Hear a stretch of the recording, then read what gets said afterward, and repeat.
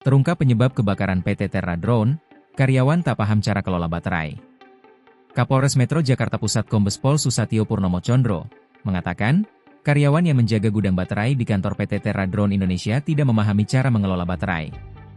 Hal itu terungkap dari hasil pemeriksaan terhadap para karyawan yang menjadi saksi kasus kebakaran kantor PT Terra Drone Indonesia di Kemayoran pada Selasa, 9 Desember 2025, lalu.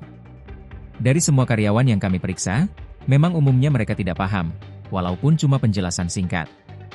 Tapi tidak ada yang tertulis dan mereka tidak paham bagaimana mengelola barang baterai tersebut, ujar Susatyo di Mapolres Metro Jakarta Pusat, Jumat, 12 Desember 2025. Akibatnya di ruang penyimpanan di lantai 1 tercampur antara baterai yang baru, baterai yang rusak, maupun yang sedang diservis. Hal itulah yang diduga kuat menyebabkan baterai meledak dan berujung pada kebakaran yang menewaskan 22 orang. Oleh karenanya, kepolisian menilai ada kelalaian sistemik dari pihak manajemen dalam pengelolaan keamanan gedung.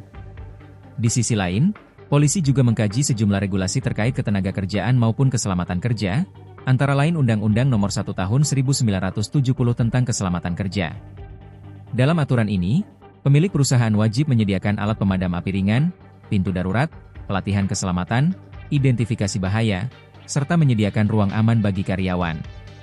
Kedua, ada Peraturan Menteri Tenaga Kerja, Permenaker, Nomor 5 Tahun 2018 tentang bahan berbahaya, di mana mengatur standar penyimpanan baterai litium kategori bahan mudah terbakar harus disimpan terpisah, harus dalam wadah tahan api, dilarang menumpuk baterai, dan wajib memiliki prosedur handling dan disposal, tutur Susatyo. Selain itu, ada Permenaker Nomor 15 Tahun 2008 tentang penanggulangan kebakaran.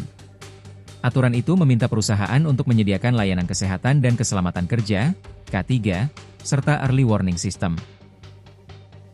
Download Tribun X sekarang, menghadirkan lokal menjadi Indonesia.